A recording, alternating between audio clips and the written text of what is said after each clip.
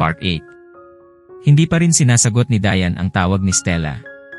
Nag-aalala na talaga siya sa pinsan. Naisipan niyang dumaan sa jail lounge at baka nandun ito. Mabilis na pinarada niya ang kotse at nagmamadaling pumasok. Inilingan niya ang mata at hinanap kung nandito ang sadya. Tiningnan niya ang lalaking nasa counter. Wala nga pala si Dave ngayon. Nilapitan niya ito at tinanong kung nandito ba si Diane. Ilang araw na pong hindi pumapasok, ma'am. Wala rin naman pong nasabi si Sir Zek kung nasaan po. Mukhang mabigat din ang dinadala ng pinsan niyang iyon. Ngayon ay malinaw na sa kanya kung bakit hindi ito pumasok. Hindi man lang siya nito tinawagan. Ganun ba? Sige, salamat. Yun lang at umalis na siya. Bubuksan na sana niya ang pinto ng sasakyan nang mag-ring ang cellphone niya. Si Christine. Sinagot niya ito pero napakaingay ng background ng kinaroroonan nito. Napatawag ka, girl. Nasaan ka? Pasigaw ito pero naiintindihan naman niya. Dito ako sa tapat ng bar ni Zek. Sinigawan niya rin ang kausap. Akala nito ay ito lang ang marunong sumigaw. Anya sa sarili. Sakto, puntahan mo naman ako dito sa spotlight. Wala akong kasama, please. Malapit lang ito sa kinaroroonan mo.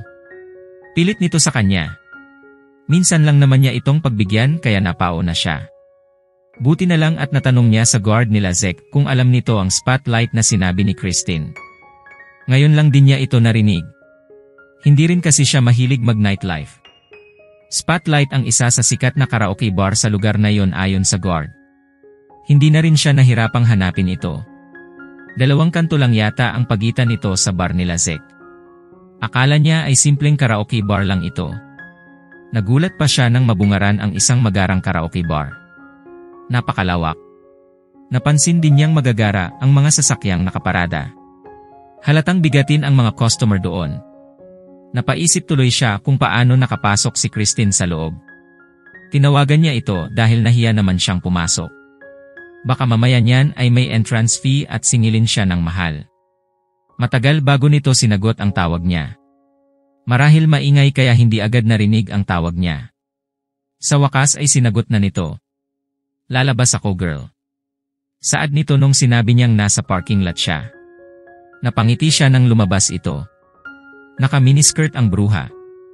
Nagpalinga-linga muna ito. Hinahanap kung saan siya nakapark. Napatingin din ito sa gawin niya at agad siya nitong ninitian at nilapitan. Sa wakas na papayag kita, Virgin Mary. Pang-aalas ka nito. Virgin Mary. Kung alam mo lang, girl. Nauna ang honeymoon sa kasal. Kaso yung groom ay ghost lang pala. Nais niya sanang isatinig. Inakay na siya nito papasok. Wala kasing magawa. Saka kawawa ka naman. Sabi mo kasi wala kang kasama. Wala ka bang booking or pwedeng mayaya? Pang-aasar din na sabi niya. Wala na. Nang ibang bahay na.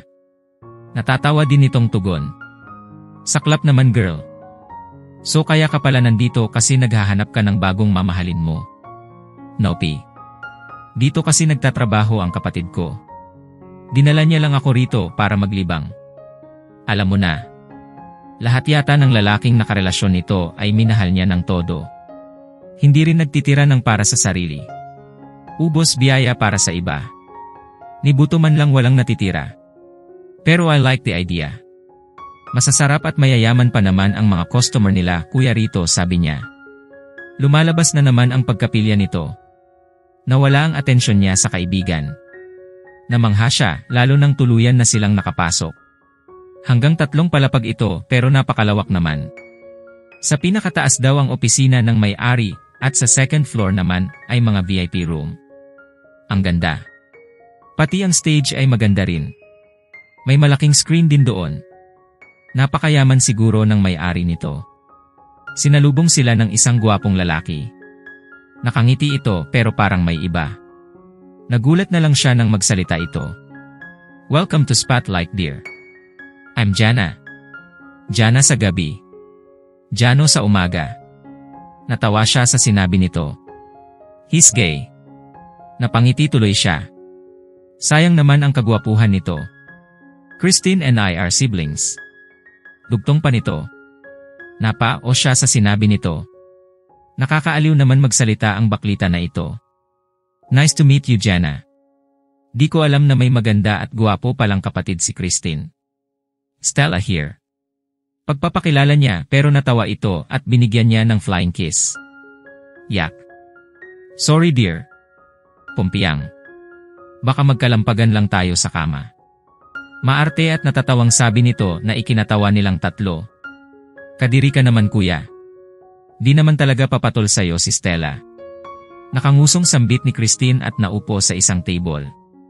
Maya-maya ay may lumapit na staff kay Jana. May binulong ito na ikinagalit nito. Bakit ngayon pa? Alam niyo namang darating si boss ngayon at marami siyang bisita. Saan tayo hahanap ng papalit sa kanya? Gawan niyo ng paraan yan. Galit na sabi nito. Nagkatinginan lang sila ng kaibigan. Binalingan sila nito. Maiwan ko muna kayo dear. Maaga pa para ma-stress ang beauty ko. OMG. Stress layuan mo ako. Hiyaw nito. Bakit? Anong problema kuya? Yung isang acoustic singer namin kasi ay hindi makakarating. May emergency daw. Siya pa naman ang unang mag-perform ngayon. Sambit nito. Napatingin siya kay Christine nang sumilay ang kakaibang ngiti rito. Mukhang naiisip na niya ang naiisip ng bruhitang ito. Wait kuya. Mukhang madali lang yung problema mo. Anitong hindi tinatanggal ang tingin sa kanya, kaya pinanlakihan niya ito ng mga mata. May kakilala ka. Tawagan mo na dali. Yes and no need to call her kuya. Kinindatan siya nito at lumapit sa kanya. Oh no Christine. Sigaw niya sa isip. Nakakunot noon naman ang kapatid nito. Mukhang hindi maintindihan. Pero nang tumabi na si Christine at inakbayan siya ay doon na nito nahulaan kung sino ang tinutukoy nito. It's because she's here. Ang kuya ni Christine ang nagsabi at napatitig sa kanya. No Christine. Hindi na niya natuloy iyon nang hilahin siya ng kapatid nito papuntang gilid ng stage. It's a yes. Do you play piano or guitar? Pagko ay tanong nito. Wala na siyang nagawa kundi pagbigyan ang mga ito. Babayaran naman daw siya ayon dito. Pero hindi naman iyon ang habol niya. Ngayon niya lang napansin na humina ang napakalakas na tugtog. Marahil naghahanda ito para sa susunod na event. Both. Matipid niyang sagot. May tinawag itong babae at may sinabi rito. Inakay siya nito papasok ng isang kwarto. Nagulat siya nang makita ang nagagandahang instrumento at halatang alagang-alaga. Wow! Ang ganda naman dito. Namamangha niyang sabi. Nilapitan niya lahat isa-isa at ang pinakahuli ay ang gitara. Kinuha niya ito at naupo sa stool chair na katabi. Napalingon siya sa kasama ng magsalita ito. Soundproof naman dito kaya mag-rehearse ka muna habang may inaayos kami sa labas. May kalahating oras pa naman tayo bago magsimula. Nakangiting sabi nito. Tumango siya rito. Thank you. Matamis nang nginitian niya ito. O siya. Iwan muna kita. Good luck. Sabay talikod nito at narinig niya ang pagsara ng pinto. Wala pang isang minuto ay bumukas ang pinto habang nagtotono siya ng gitara kaya napatigil siya. Pumasok si Christine at may dalang kupita. Winagayway nito ang isang kanang kamay. Saka lang niya napansing dala mismo nito ang alak. You want this? I know. Anitong nakangiti. Yes. Pampalakas ng loob. Sang-ayon niya. Pinainom siya nito at naupo sa couch na nasa gilid. Yun naman talaga ang balak niya. Ang sumimsim ng alak para tibayan ang loob. Hindi kasi siya sanay nang nagpe-perform sa maraming tao. Naalala pa niya noong nakaraang taon. Kumanta rin siya sa Christmas party nila.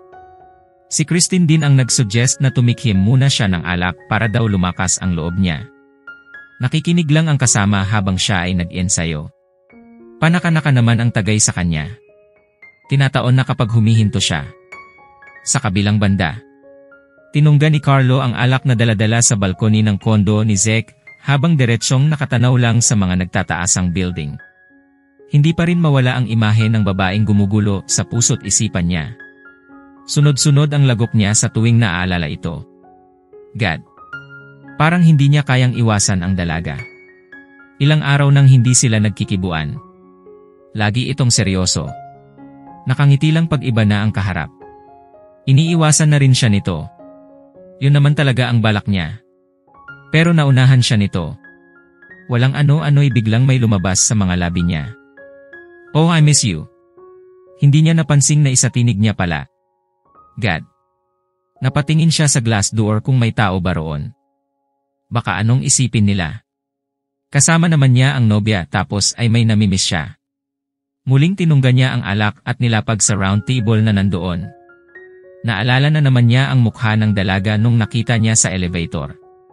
Halatang galit ito. Saka lang niya nahulaan nang makitang iba pala ang kasama ni Zek at hindi ang pinsan nito. Kinumpronta na niya ang kaibigan.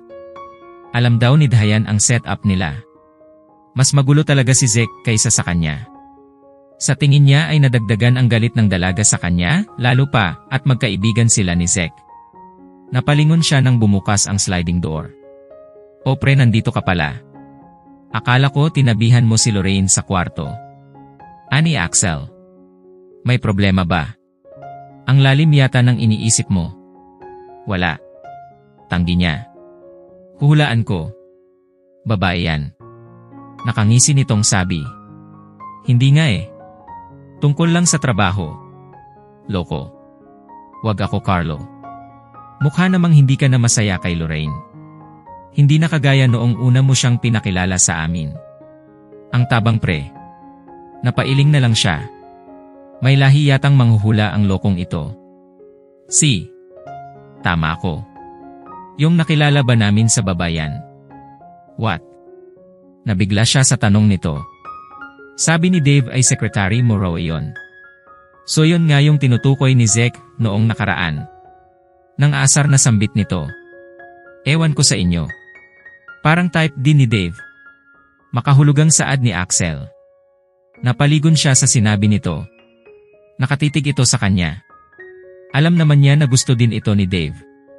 Ayaw na niyang makipagtalo rito kaya nanahimik muna siya. Napalingon sila parehas nang may narinig na yabag na papalapit. "Hey, hindi pa ba tayo aalis?" "Si Kelb." "Oo nga pala. May lakad nga pala sila pagkatapos dito." Ginising niya muna si Lorraine at hinatid sa kondo bago sumunod sa mga kaibigan. Boys night out nga raw. Pag-ari iyon ng dating kaklase nila sa kolehiyo na kaibigan din nila. Silang apat lang ang pupunta dahil mas gusto ni Dave na tumambay sa Jet Lounge. Samantala, napatigil si Sebastian sa paghakbang papasok ng opisina nang marinig ang malaanghel na tinig na nagmumula sa ground floor ng kanyang bar. Dala ng curiosity niya ay muli niyang binaybay ang hagdan pababa. Natanaw niya ang babaeng tumutugtog gamit ang gitara habang kumakanta. Kung hindi siya nagkakamali, "Can't Help Falling in Love" ni Elvis Presley ang kinakanta nito. Nakakahalina ang boses nito. Para siyang dinuduyan. Marami na siyang nakilalang singer na kagaya nito. Pero ang babaeng ito ay kakaiba. Nakalugay ang buhok nito. Parang sadyang hinahawi ng hangin ang buhok para makita niya ang mukha nito. Simple lang ang ganda nito. Yung gandang parang hindi ka magsasawa na titigan. Saka lang niya na-realize na hindi pamilyar ang mukha nito. Mukhang bagong talent ni Jana. Wala rin itong nasabi sa kanya. Nagulat pa ang nakasalubong nang makita siya. "Boss, akala ko nasa taas ka." Si Jana pala. Hindi niya pinansin ang sinabi nito bagkus ay tumitig sa babaeng pinagitnaan ng liwanag. "Who is she?" Tanong niya habang nakatitig dito. "Kasi boss, hindi makakarating si Eliana. May emergency daw." Siya nga pala si Stella. Katrabaho ng kapatid ko. "Sorry boss. Hindi ko na nasabi sa'yo kasi wala ng oras." Mahabang litanya nito. "Stella." Pabulong na ulit niya sa pangalang binanggit ng assistant. Hindi niya maintindihan ang nararamdaman sa mga oras na iyon. Bumaba ulit siya ng hagdan para umupo sa counter ng bar niya. Nakasunod lang ang assistant niya. Kitang-kita niya ang pagkamangha ng mga nanunood. Bumalik ang tingin niya sa babaeng patuloy na umaawit. Napatingin ito sa gawin niya. Hindi niya alam kung sadyang hinitian siya nito. Napalunok siya bigla at iniwas kunyari ang tingin. Hindi na ito nakatingin sa gawin niya nang ibinalik niya ang tingin dito. Isang masigabong palakpakan ang ibinigay ng mga tao. May mga sumisigaw na one more. Halatang nagustuhan ng mga ito. Ang lamig din ng boses nito nang magpasalamat. Sinenyasan niya si Jana at inilapit naman nito ang tainga sa kanya. Tell her to sign the contract. Ano po? Nagulat ito sa sinabi niya. Mapili siya sa artists, kaya laking gulat nito. You heard me, right? Bigla tuloy siyang nainis. Sage boss. Pero full-time pong nagtatrabaho yan sa isang kumpanya boss. Kahit part-time siyang kumanta rito. Basta papirmahin mo. Matigas na tugon niya at umakyat muli ng hagdan. Nakita niyang nilapitan ito ng assistant nang bumaba ng stage.